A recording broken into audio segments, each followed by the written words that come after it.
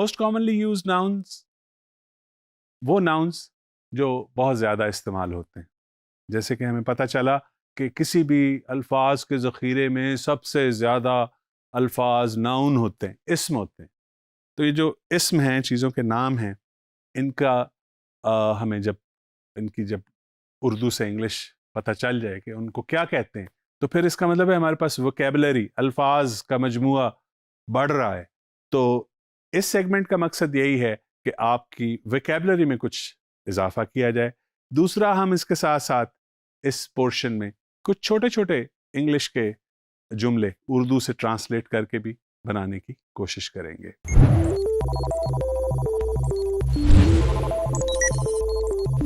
तो सबसे पहले देखिए, मेरे साथ ये एक बॉडी खड़ी है, इसके हम कॉमन नाउन्स, क्योंकि हमें अपने बारे में पता होना चाहिए कि एक इंसानी जिस्म के अंदर कौन कौन से आज़ा हैं, कौन कौन से बॉडी पार्ट्स हैं। उन बॉडी पार्ट्स को का तारुफ, उनका नाम हम आपके साथ अभी शेयर करते हैं। ये देखिए, सबसे पहले सर से स्टार्ट करते हैं। सर को क्या कहते हैं? Head, right. सर के ऊपर जो बाल उगे हुए हैं उन्हें क्या कहते हैं? हेयर। हेयर याद रखिए कि एक हो या बहुत ज्यादा हो, ये प्लूरल नहीं होता, हेयर ही रहता है। अच्छा, चलिए आगे देखिए, उसका माथा। माथे को क्या कहते हैं? Forehead, right. माथे के ऊपर दो चीजें क्या नजर आ रही हैं? भवें, जी जी, भवें। इनको आईब्रोज कहते हैं। आईब्रोज के नीचे आईज हैं, देख रहे हैं कितनी अच्छी आईज है। आईज के ऊपर जो बाल निकले हुए हैं इन्हें क्या कहते हैं? उर्दू में पलकें, यस। इंग्लिश में इन्हें कहते हैं लैशेस, आई लैशेस। और फिर आई के साथ ये राइट और लेफ्ट गाल, जिसे हम उर्दू में कहते हैं, इंग्लिश में हम चीक्स कहते हैं। दरमियान में क्या है? नाक लगा हुआ है। आपके मुंह पे नाक लगा हुआ है? जी जी, बिल्कुल लगा हुआ है। तो इसके मुंह पे नाक है, इसको क्या कहते हैं? पता है आपको? नोज। और नीचे मुस्कुराते हुए लब, आपके लिप्स। लब को क्या कहते हैं? लिप्स। और उससे नीचे देख रहे हैं आप, ठोड़ी। ठोड़ी को क्या कहते हैं? चिन। और ये राइट लेफ्ट पे क्या है? जी, ये मेरे भी लगे हुए, आपके भी हैं, सुन रहे हैं ना आप? कान। तो कान को क्या कहते हैं? ईयर्स। ईयर्स प्लूरल इस्तेमाल करते हैं हम जनरली। तो ये बॉडी पार्ट्स थे जिनके नाम हमें पता होने चाहिए फेस से रिलेटेड। फिर बाकी बॉडी के अंदर जो जिस्म के हमारे आज़ा हैं वो क्या क्या हैं? देखिए, सर के नीचे नेक नजर आ रही है आपको, इसकी नेक देखिए, गर्दन जिसे हम कहते हैं उर्दू में। गर्दन के बाद कांधे, shoulders, left shoulder, right shoulder आपको नजर आ रहा है। और फिर उसके बाद नीचे सामने वाला हिस्सा, इसको कहते हैं बेली, पेट। और दाएं बाएं क्या है? बाजू, आर्म्स। बाजू को क्या कहते हैं? आर्म। एक हो तो आर्म और दो हो तो आर्म्स। और बाजू के भी फिर हिस्से हैं। ऊपर वाला बाजू का हिस्सा क्या कहलाएगा? Upper arm. नीचे वाला बाजू का हिस्सा लोअर आर्म। और जहां पे ये मिल रहा है उसको क्या कहते हैं? कोहनी, बिल्कुल ठीक है। और कोहनी को इंग्लिश में क्या कहेंगे? एल्बो। और फिर जहां से हमारा हाथ शुरू होता है उस जगह को कहते हैं कलाई। कलाई की घड़ी, रिस्ट वॉच, नाम सुना है? रिस्ट। अच्छा, रिस्ट, WRIST, रिस्ट, कलाई को कहते हैं। उसके बाद हाथ हैं आपके। हाथ में क्या क्या है? फिंगर्स हैं, थंब ये वाला, इसको इंडेक्स फिंगर बोलते हैं, ये इशारा करने वाली उंगली। दरमियान वाली जो है इसको मिडिल फिंगर कहते हैं। राइट उसके साथ जो जुड़ी हुई है उसको हम कहते हैं रिंग फिंगर। और ये स्मॉल फिंगर। और ये क्या है? हथेली, पाम, ठीक है।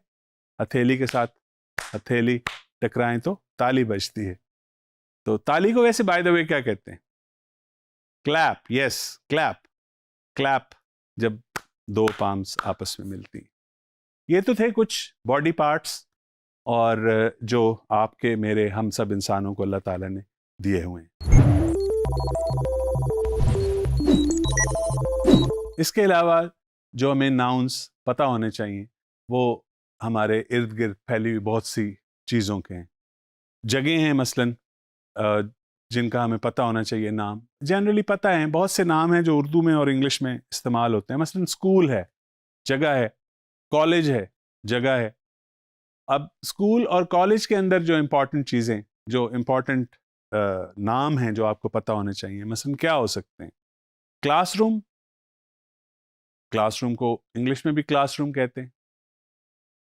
वाइट बोर्ड जिस पे टीचर लिखते हैं, उसका भी आपको पता है। मार्कर जिसके ये उर्दू में भी यूज होता है, इंग्लिश में भी यूज होता है, ठीक है। फिर और चेयर, बेंच, टेबल, ये सारी चीजें क्लासरूम के अंदर पाई जाती हैं।